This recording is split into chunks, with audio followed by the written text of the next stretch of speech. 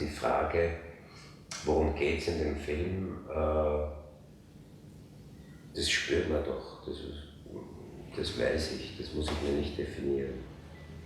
Und darum brauche ich diesen Gedanken nicht für meine Arbeit.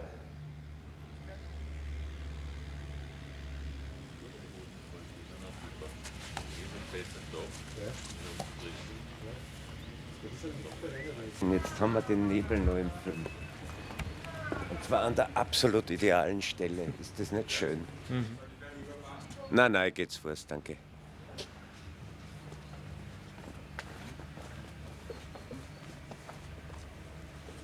Herrlich. Der Kosmos war mit uns.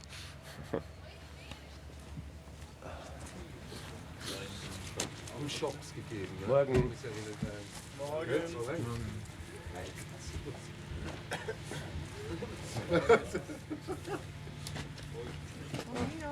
Zur Begrüßung, ja.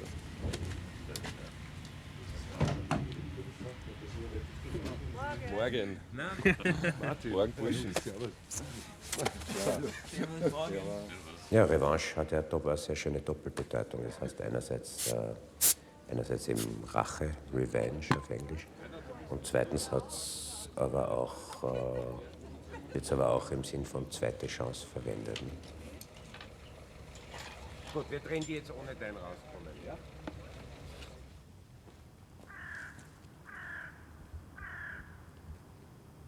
Hallo? Ist niemand da? Niemand da?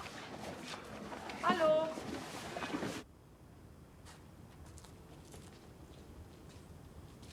Danke.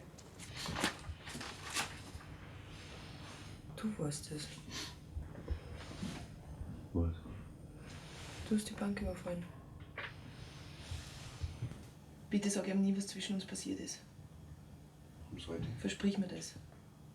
Ich schwör's. Ich schwöre.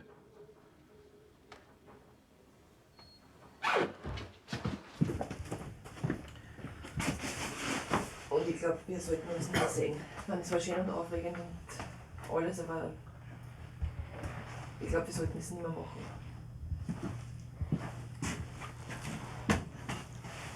Richtig schön. Ja? Danke.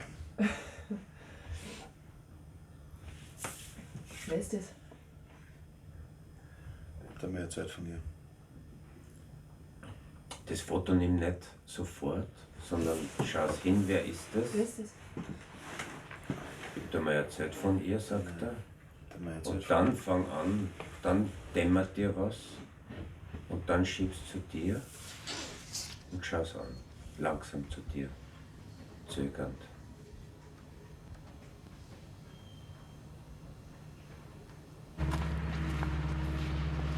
Und ich habe mir ein bisschen Sorgen gemacht, ob das hinzukriegen ist, weil der Raum sehr klein ist. Und dann natürlich sehr schwer zu agieren ist mit, dass das auch von den Achsenblickrichtungen her stimmt. Aber erfreulicherweise funktioniert es. Sehr einfach, präzis, elegant und natürlich. Das freut mich. Der Nebel freut mich auch.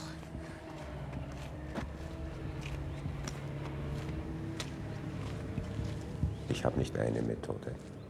Aber ich weiß sehr genau, wo ich hin will. Und zwar teilweise bis hin zu Pausen und Blicken. Das ist in mir sehr, sehr klar vorgezeichnet, jede Szene. Und durch den Weg dorthin belebt sie sich auch meine Vorstellung aber noch. Also so ist das nicht, dass das dann mechanisch sozusagen die Fantasie wiederholt wird, sondern durch den Weg wird dieses Ergebnis auch noch zusätzlich belebt, vitalisiert, würde ich sagen.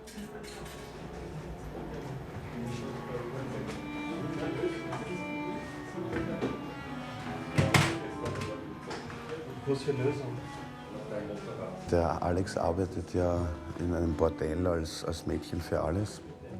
Und ich habe dann von der Filmfirma haben wir alles so ein Paket bekommen, was Recherchen betrifft. Also da wurde ausgemacht, dass ich in einem Bordell arbeiten kann.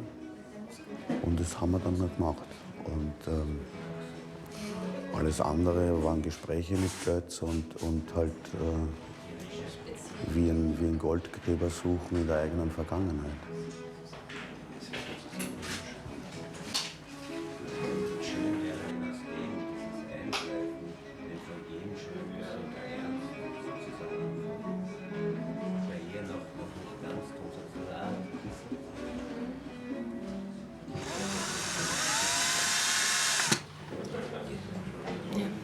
Glaube ich, dasselbe, wo es noch besser wird, nur halt ein bisschen anders in der emotional. Das war das Gute, dass wir vorher das Russisch gemacht haben, weil dann war es da, weißt du? Ja. Dann Dann mach vielleicht auch vor dem Drehen, dass du für dich die Szene auf Russisch durchsprichst für dich.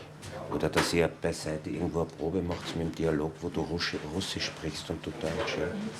Достопримечательности. Достопримечательности.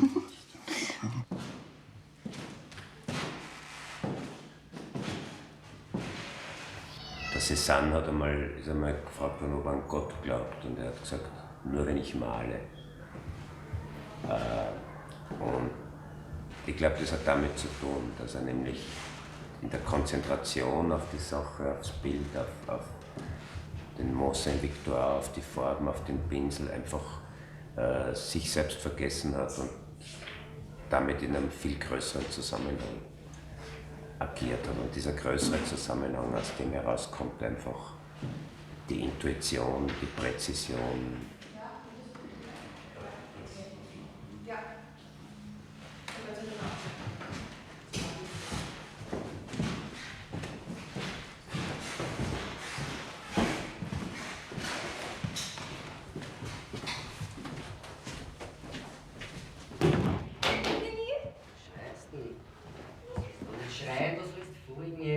Nein, dann geht die Tür auf. Du vorher in der Tür ist offen, solltest nur sagen. Schlechte. Nein, ganz klar. Ja, schlechte. Ja, nicht auf Schlechte. Passt schon. Schlechte, passt schon. Jetzt probieren wir den Anfang mit der Tamara. Ja. Schlag. Schrei. Nicht schreien, du tust, was ich da sag. Nicht schreien. Folgen ist an. Folgendes angesagt, ja, das ist schon gut. Tür geht auf, du tust, was ich dir sag, Passt, an, schleich dich, währenddessen sie darüber habern, dann sind wir nervös und dann ist er schon da. Ja. Ja? Und du schleicht dich. Weil ich hab sie da ja schon malträtiert, oder? Du hast sie schon mal. Klettert sie da von selbst, wenn ich sag, pass auf, schleicht dich, putzt dich. Genau. Oder schleicht sie da dahin und Genau, was ist dann mein... da Hilfe ich könnte ihr dann sie- noch weiter oder schaue ich dann nur... Oder schaue ich mir das an, wie sie von mir dahin geht? Schau, das sind jetzt schon Details, wo wir dann Okay. schauen, wie es am richtigsten ist. Ja? Der Schulter nicht. Naja, ich komme Du kommst von da, ja, und jetzt nimmst du mit der Hand nimmst Du hast ja gesagt, du sollst deinen im Mund nehmen. Genau, dann Nein, putz dich. Und du geh weiter. Mir gefällt ganz gut, wenn er das Spiel dem machst, was ich sage. Die anderen, vielleicht taucht er nur einmal auf unterm Bett. Ja, das ist relativ tief, dieses Bett. Das heißt, man sieht nur dann nichts, wenn man wirklich ganz am Boden ist oder wäre. Na, ja. Na, warte. Wo ist er? Gib her da. Da könnte Geht das? Alles gut, du spürst dich, gell? Ja, ich spüre. Da wäre es gut. Da Wenn ich würde es dann schön auf- sein, wenn der Kopf nur mal so kurz aufkommt. Ja, nach dem ersten Kick. Ja, aber da würde ich sagen, dass du aufkommst. Nein. Kommst du dann auf schnell? Weißt du, wenn du so auf mir drauf legst, schau mal. Wenn ich das so drüber habe, die kommen im Magen. Ja. Hand. Und du warst mit der Hand dort fahren und du machst jetzt so. Einfach das nur ist im. nicht so gefährlich. Ich glaube, da unten muss es nicht mehr, Too much, ja. muss Aber es nicht die mehr zwei sind Realismus okay, oder? haben. Wenn Ja. man so macht. So. Und dann mach ich. So. Tut's euch nicht weh, tut's euch nicht weh. Ich brauche euch noch. Gehen wir am Z.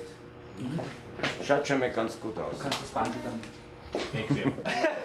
Moment, das ist eher Konzentration auf die Geschichte und auf die Szene, die wir da hineinbringt. Das Motiv ist eigentlich, hat eigentlich keine Realität mehr für mich außerhalb vom Film. Und darum kann es auch nicht inspirieren. Es kann nur was inspirieren, was außerhalb dessen ist, worauf man sowieso konzentriert ist. Und auch mit hohem Reden? Du, am Anfang war es ja so komisch flüsternd begrüßen. Ist das? Ja. Es würde ja die Musik wahrscheinlich so laut sein wie immer, ne? Ja, das, aber, Vollbetrieb, ja. das soll man hören, die Begrüßung. Ja, Ich habe hab das absichtlich so leise gemacht. Du bist ja kein Komparse. Noch nicht. Noch nicht. Nein, Das aber kommt solange du kein Komparse bist, bitte Text. Ich habe mir nicht gedacht, laut der lassen, weiß aber sondern nicht. aussprechen. Schau, wenn er nicht da steht, sage ich ihm ganz leise.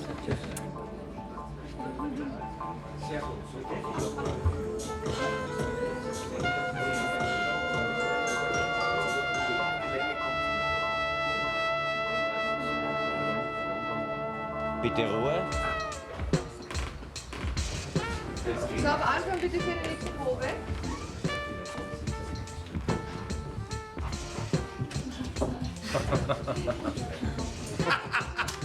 Man wird schon noch da hinten was machen. Bitte? Ja, du hast das super gemacht.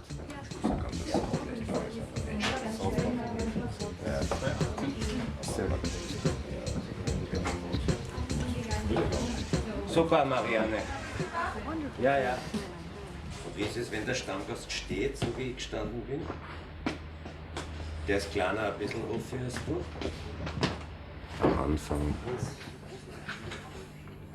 Martin, sowas? Sozusagen sehr viel Inhalt in eine Einstellung zu bringen, war Ist jetzt noch von Hans und dann. immer nachher ganz leicht und ganz einfach und ganz selbstverständlich ausschaut, wenn man es sieht, wenn es gelungen ist. Wo aber relativ viel Denkarbeit drinnen steckt, dass man das, was das Drehbuch, was die Geschichte verlangt, wirklich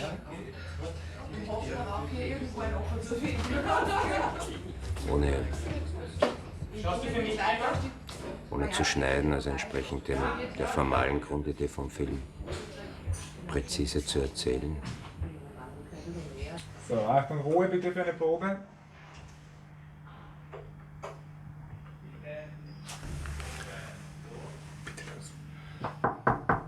Also Schatzi, was ist jetzt? Also was ist jetzt, Schatzi? Warst du nicht angezogen? Hätte mich gar nicht gestört. Du hast Ziele. Bestimmte Vorstellungen im Leben, habe ich recht? Mir gefällt es. Ist okay, Johannes, da unten? Ja. Kriegst keine Klaustrophobie. Nee. Okay, bitte Ruhe. 22,5 die erste. Bitte Kamera, bitte los. So, ja, ganz ruhig. Wach. Ich hab dich beobachtet. Du bist ein intelligentes Mädel, nicht so deppert wie die anderen. Du hast Ziele, bestimmte Vorstellungen im Leben. Stimmt's? Das gefällt mir. Danke. Sehr gut, danke. Wir wechseln. Es ist nur von der Vorstellung an,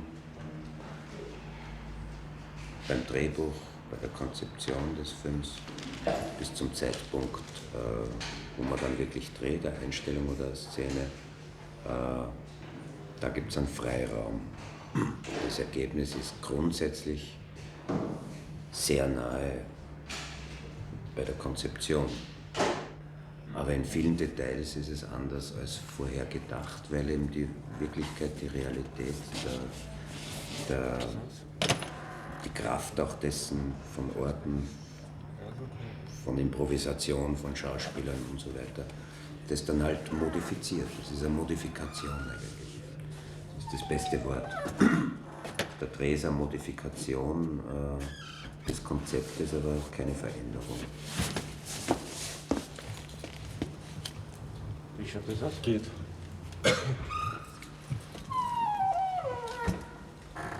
Geht. Geht, mein Schwenk kriege ich später erst unter. Wurscht. Ja. Ja, machen wir so. Einmal probieren, damit du das sehen kannst. Wir machen noch eine Probe, bitte. Auf Anfang, Bild frei.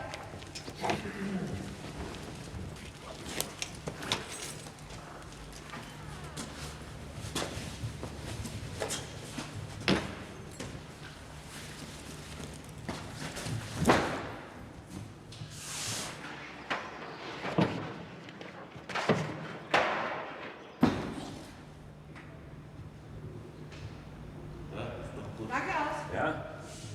Ist doch nicht schlecht, oder? Ja. Das Ganze bitte mit 18. Steck 18 rein, Nino. Ich finde so einen Blick auf Mythen und damit auch auf Helden, wie er meines Wissens von C.G. Jung begonnen wurde, das mit inneren seelischen Prozessen in einer Beziehung zu setzen. Also dass sozusagen das, was dem Helden widerfährt, zu tun hat mit dem, was er als Mensch seelisch lernen muss. Eine sehr spannende Betrachtung. Dass ich dir ein Zeichen geben kann, wann du kommen müsstest, ja? Okay, dann probieren wir es einmal. Bitte, Probe, los.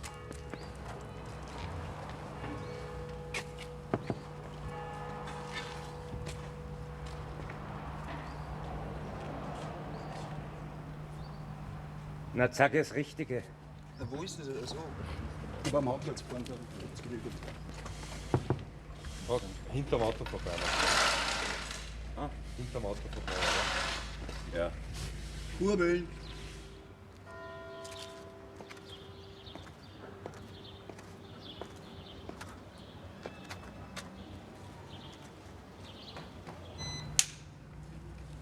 Bitte, los.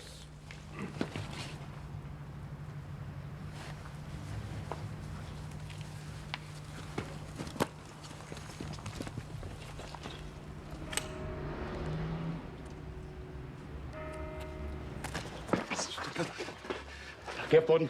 Tu da nichts. Auf Boden. Ja. Kannst du nur einen Augenblick, bleib hier nur einen Augenblick stehen. Ja? Wenn er, musst nichts sagen, wenn er wirklich liegt, dass man so, dass er spürt, einfach die Waffe noch auf sich gerichtet. Wir haben einmal gehabt, dass es ein wirklich... Nein, das ist nicht, das haben wir nicht gehabt. Ja, ja. Bitte. Bitte.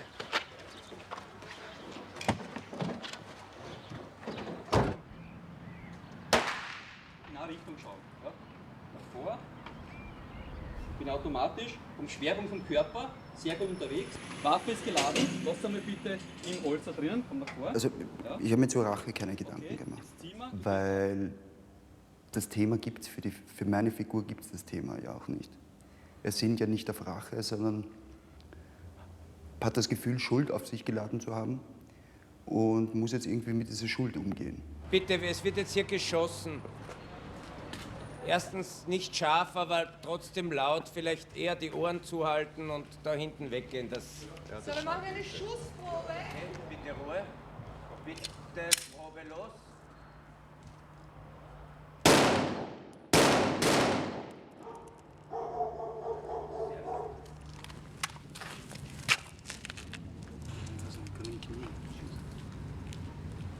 Knien geht sie aus.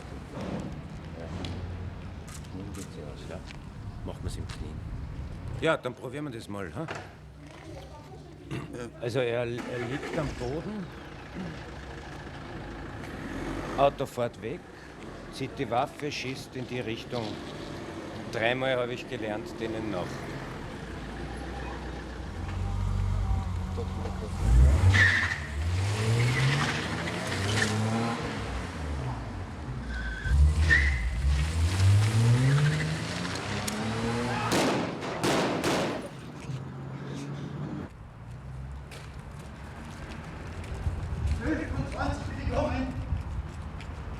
Danke.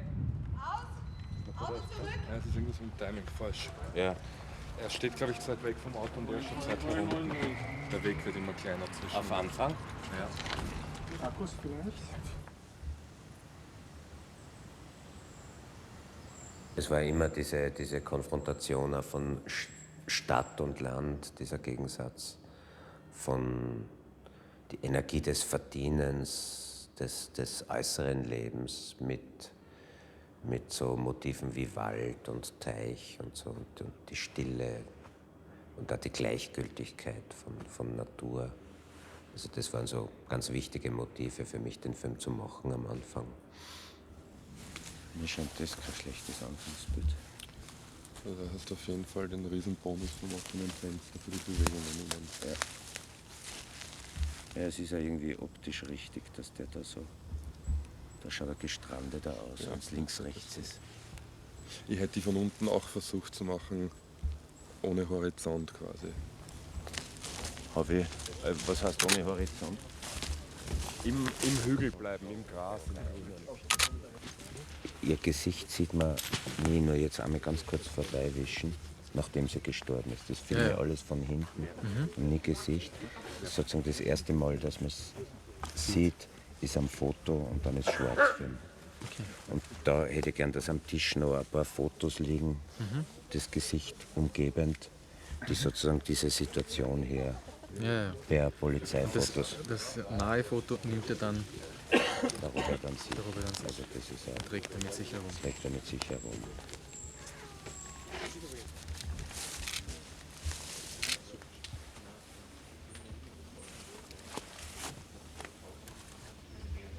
Worum es im Film geht, mein Gott, jetzt könnte ich die Geschichte erzählen.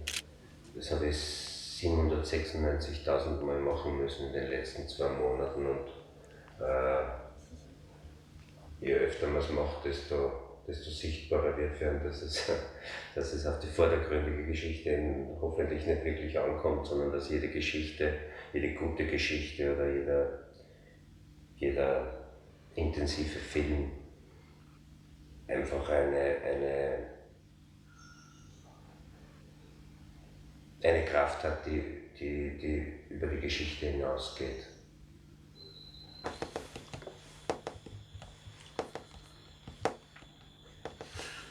$500 für eine Großaufnahme? 5 Euro für eine Großaufnahme.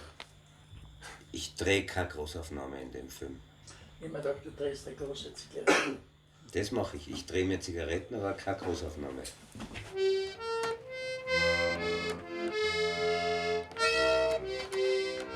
Schau, ich spiele wieder. Jetzt spiele ich wieder. Ich habe das Buch in einer halben Stunde ausgelesen gehabt. Das hat mich wirklich hineingezogen. Ich dachte, da kann man was machen damit. Das ist gut, dass man einen gleich anrufen in der Nacht. Das ist auch gesagt.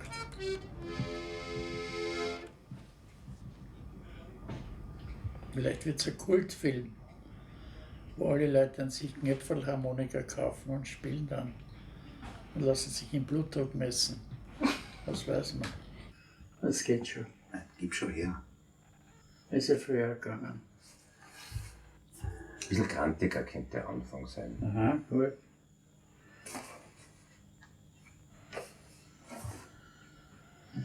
Geht schon. Gib schon her. Du nicht, eher grantiger. Es geht schon. Jetzt gib schon her. Ist ja bisher auch gegangen.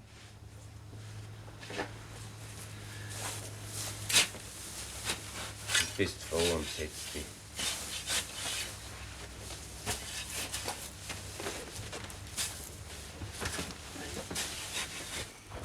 Legt er da her. Dann schneidet er das auf. Das markiere ich jetzt nur, sonst haben wir alle aufgeschnitten.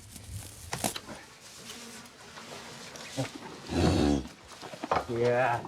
Dass das da schon heilig und er tut nur so ein bisschen verteilen, dass die fressen. Das ist sehr schön. Ich hole den nächsten Ballen. Aha, ja, jetzt schauen wir mal.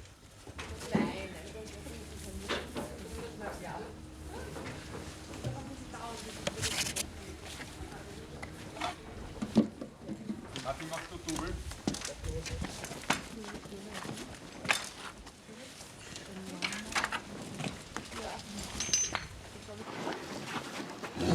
Jetzt kommt was. Da schau her.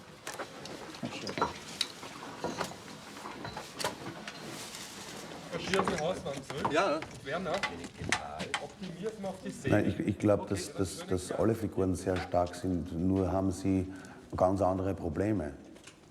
Und das ist dieses Interessante an dieser Geschichte, dass alle diese Probleme parallel existieren und jeder in seinem Problem stark sein muss, weil sonst bleibt er ja über. Und diese Verstrickung ist auch das, was dieses Buch ausmacht oder den Film ausmacht. Er bemerkt dich nicht, du bemerkst und beachtest ihn nicht, gell, Johannes? Und gehst dann Richtung Haus so relativ... Alles gut. Gefällt mir. Ja. Kopfweh hat er schon ein bisschen. Hä? Kopfweh hat er schon ein bisschen. Du oder er? Ich? Du als Hannes Tannhäuser? Nein, ich habe nie Kopfweh. Er? Der hat schon ein bisschen Kopfweh. Er kann schon andeuten, Kopfschmerzen. Ne, die hat er ja immer. Ja. Ich habe dauernd Kopfschmerzen. Du gehst untersucht im Spital. Verkommt ja alles, wenn ich nicht da bin, geht alles zu Grund. Nichts verkommt, ich bleib da und schau. Du bleibst da? Ja. Die gehen kein Spital. Zuerst lassen sie dich nicht weg, dann stecken sie dich in ein Heim. Ich bleib da am Hof, raustragen können sie mich. So schnell stirbst du nicht. Hilft natürlich ein bisschen, dass ich die Szene, die wir jetzt gemacht haben, schon vorgeprobt habe am Samstag. Das spart sehr viel Zeit. Vor allem, wenn Schauspieler was ein paar Tage vorher geprobt schon haben, dann hat es dann eine merkwürdige Selbstverständlichkeit zusätzlich, die man durch Proben am selben Drehtag gar nicht erreichen würde. Da festigt sie so irgendwie was und wird selbstverständlich über Nacht oder über die Woche. Bereit? Und Achtung, Ruhe, wir drehen.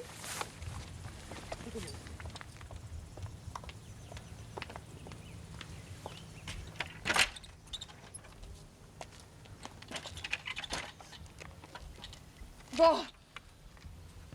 Der Hausner wollte mich gar nicht mehr fortlassen. Dass er wieder spielt, das ist super, glaube ich. Das macht er mir auch selber die meiste Freude. Was willst du von uns? Was soll ich wollen? Wie meinst du? Gar Warum nichts. kommst du dauernd hierher? Was willst du? Na, du bist vielleicht ein Grobian. Du bringst alles durcheinander da. Schön auch. Ich glaube, die sind jetzt alle einfach immer gut. Oder? Fühlt sich auch sehr Richtig an. richtig an. Ich habe schon mal gesagt, nicht nur schauen, auch hören als Regisseur. Stimme ist ganz wichtig. Da hört man viel. Da hört man viel, wie es dem Schauspieler geht und so. Wie sicher er sich fühlt, oder sich unsicher fühlt. Das heißt oft an der Stimme, an der Stimmlage. Ja, aber ich glaube, was gut ist die Landschaft und nach der sollten wir entscheiden, was uns besser gefällt. Ja, die Kombination Landschaft-Haus. Da haben wir da mit dem kleinen Anschnitt da, mit den Duien. Aber kapieren du es erst. Kapieren du es erst am Schluss, also nachdem, wenn er seinen letzten Teil hat, wo er so selbstmitleidig wird. Nicht davor. Kurz vorm Abgang, ja. Kurz Vorher vorm einfach nur erstaunt. Ja. Auch reagier auf das, was Ja, spielt. ja. Acht auf das, was. Ja. Acht auf die Emotionen Ja. von ihm. Ja. Dann wirst du das Richtige, dann wirst du das Richtige tun. Auf das, was er nicht sagt, acht. Ja. Ich glaube, dass die stärkste Figur tatsächlich die Susanne ist, durchgehend. Weil die keine Angst vor ihren Schwächen hat. Ich glaube, dass das Problem bei den Männern ist, dass sie so große Angst vor ihren Schwächen haben und dass das ihnen so die Füße wegzieht. Und das gibt ihr, glaube ich, also nicht jetzt in jeder Situation, aber so, wenn man sagt, über den Film, im Verlauf des Films, hat sie am wenigsten Angst. Und das stärkt einen sehr. Bitte los. Worüber ihr geredet habt? Nichts Besonderes bei den Diensten. Was halt passiert ist. Mit den Kollegen redest drüber. Warum nicht mit mir? Was du das nicht verstehst. mit mir reden, dann werde ich schon verstehen. Du glaubst, ich merke nicht, was du denkst? Glaubst du, ich merke das nicht? Was denke ich? Dass ich sie erschossen habe. Das ist so super.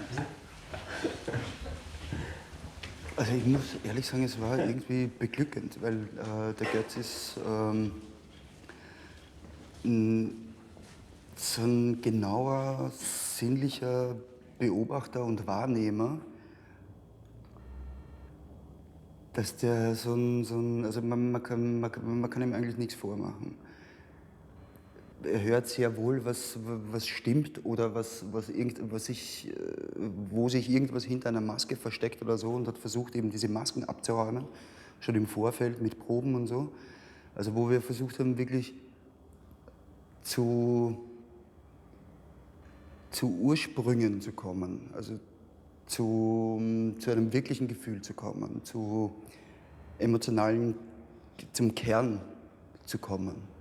Also um nicht, hin und wieder hat man ja so Mechanismen, wo man als Schauspieler weiß, wie einem bestimmte Masken stehen oder so, und dann hat man sich Dinge zurechtgelegt, wie man halt schnell irgendwo hinkommt oder so, und der Götz ist dann jemand, der so genau ist, dass er ihn sofort wegnimmt. Warte. Warte, ja. Warte. Auf was? Sollen wir inzwischen einmal timen? Ja. Probieren? Warte mal, wie machen wir das? Am gescheitsten machen wir es so. Wenn wir hier anfangen, schau mal, da begegnet es euch, du gehst und du laufst. Ja. Warte ein bisschen, auf los, dass ihr gleichzeitig losgeht, weil dann wissen wir eure beiden Anfangspunkte. Ja? Okay. Bitte los.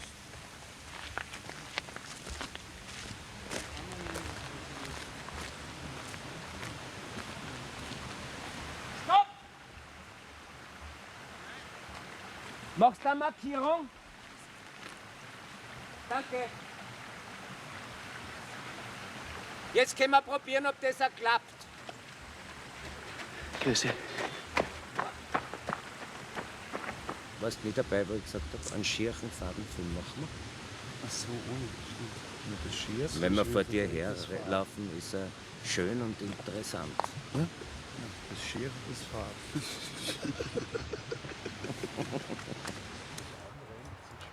Ich habe vom Einschlafen an die Szene gedacht.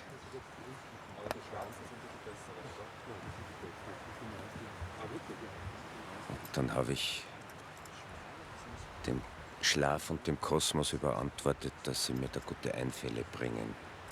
Und so geschah's. Und den wichtigen Rest erledigen meine Jungs vom Schauspieldepartment. So, dann steigen wir ein, kommen zur Ruhe bitte. Erste Probe. Einige Schauspielproben jetzt, gell? Ja.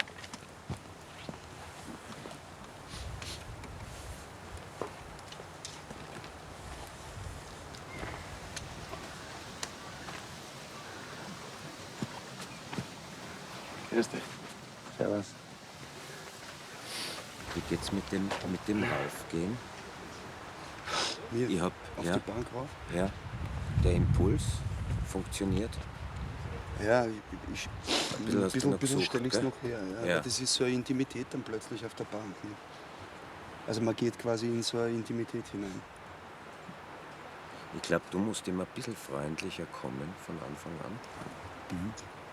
Ja, also wenn er kommt, hinschauen, zunicken, dass du ihm zunickst, ja?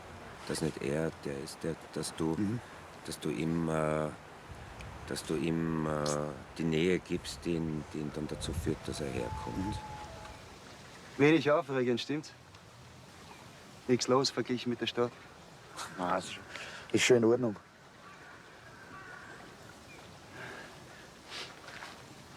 Schöner Platz da. Ne? Das Kontrollieren, das Denken, das Reflektieren, das Wollen, das sind alles Dinge, die Kraft, die Energie, die Genauigkeit, die die große Leistungen, was auch immer, behindern und nicht fördern. Und in den Zustand zu kommen, ich würde sagen, ein Zustand von Ichlosigkeit oder von Achtsamkeit auf die Sache und von Selbstlosigkeit in gewisser Weise, wo man sich nicht kontrolliert, sondern wo man nur das tut, was jetzt wichtig ist und notwendig ist, wo man ganz nach außen konzentriert ist oder ganz auf die Sache und nicht auf sich selbst. Das ist der Zustand, in dem das Spannende in allen künstlerischen Arbeiten entsteht.